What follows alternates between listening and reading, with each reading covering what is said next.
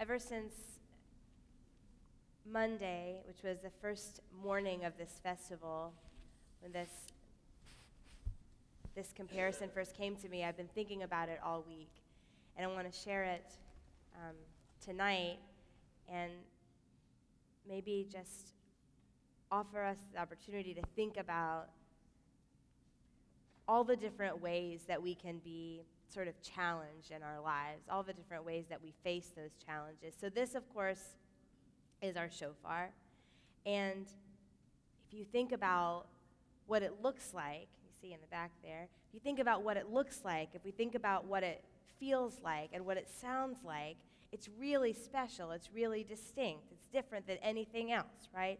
We can remember that it's very smooth. It's been made sure that it's really smooth. And it's sort of this dark brown sandy color, right? That's the color that shofars are.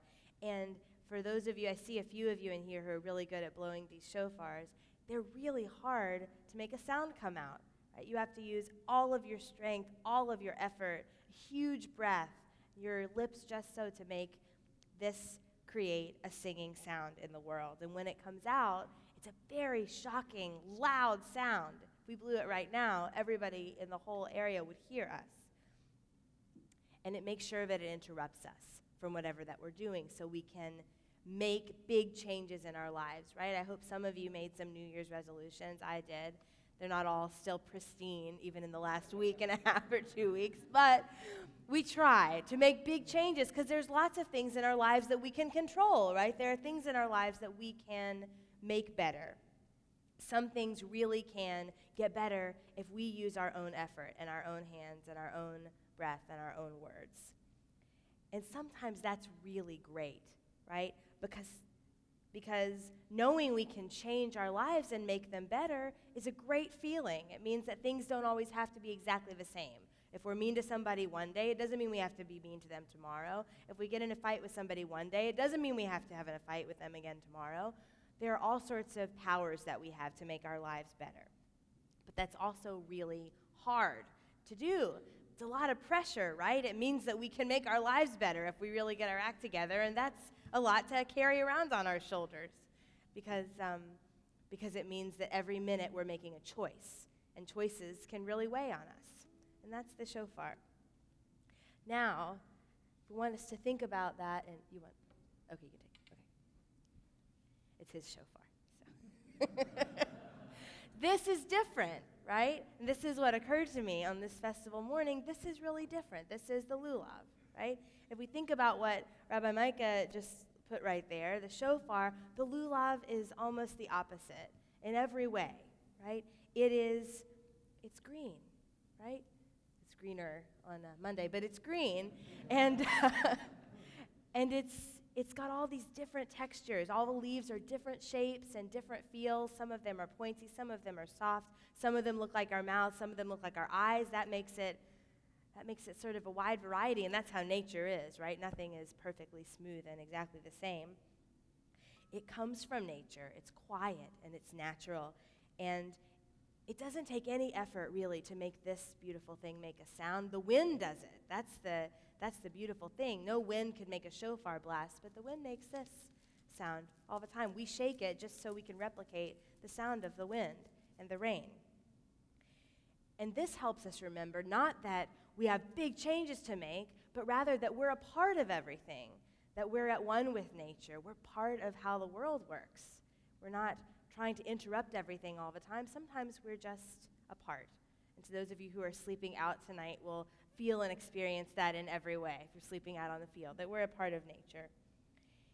And it reminds us that we don't have control over absolutely everything, right? We really don't, because whether or not it rained tonight, and I'll tell you, when we were planning this night to have dinner out under the sukkah and maybe have a camp out, all we said for a couple months was just don't let it rain on October 2nd so that people could spend the time in the sukkah. But no control, right? That's nature. That's God. And sometimes we just have to look around and appreciate whatever comes because we can't fix it all. And that is a little bit hard, right? It's a little difficult. Just like the shofar, it's a little bit difficult to always know we have choices. It's also a little difficult to remember that we can't fix everything. We can't change everything. Some things just are.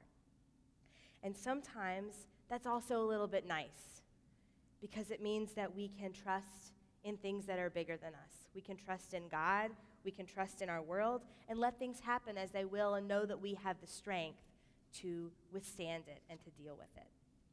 So I want you to think for a minute, not about the shofar and not about the lulav exactly, but think about the sukkah. Think about the sukkah, especially the one that's temporary, that was built out in our rose garden. And even if you're not sleeping out there tonight, I hope that you'll have a chance to wander over and see it. It's beautiful, covered in magnolia branches. The sukkah is a little bit shofar and a little bit lulav.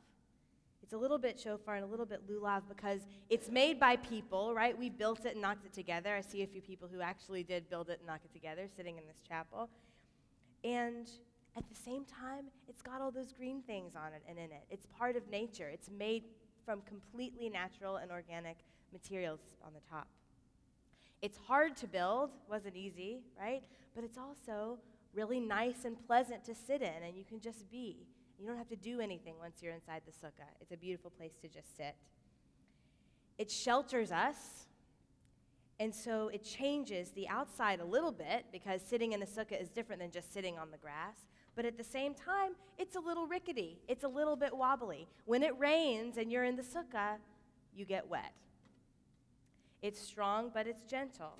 It reminds us that there's a lot in our hands that we can do and build and change, and at the same time, there's a lot in God's hands too. It's a little bit shofar and a little bit lulav. So tonight on this, the only Shabbat that falls during the festival of Sukkot, I ask that each of us thank God that we are as powerful as we are, as strong as we are, that we can build things. We can build not only Sukkot, but we can build relationships with people. We can build relationships with families and with our community. And we also thank God at the same time that sometimes when we've built all we can build and we've knocked together everything that we can, sometimes there's nothing else we can do, and God gives us a little bit of help and a little bit of shelter along the way and a little bit of support. And that's what it means to live in the world. Sometimes it feels like it's all shofar. Sometimes it feels like it's all lulav.